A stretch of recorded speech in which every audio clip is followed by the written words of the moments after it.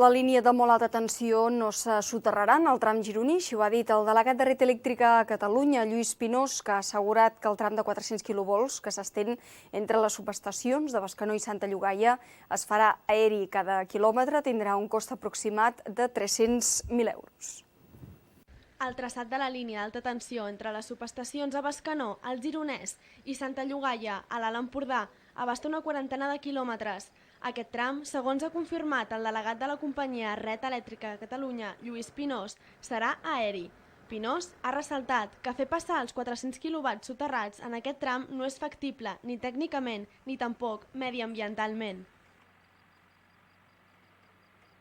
Tècnicament nosaltres sempre hem defensat i sempre hem dit que la línia soterrada, una línia soterrada d'aquestes distàncies i d'aquestes característiques és tècnicament no factible, entens?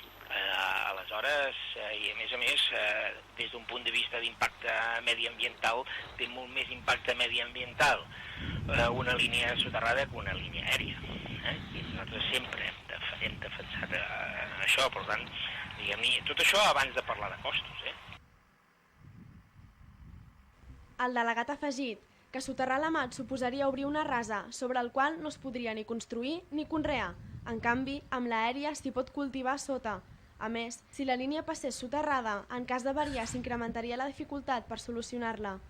A més de les dues subestacions situades a Bescanó i Santa Llogaia, el projecte n'inclou una altra situada en terrenys de Sant Julià de Ramis. En total, en aquest tram on la mat entra plenament a l'Alt Empordà s'aixecaran un centenar de torres.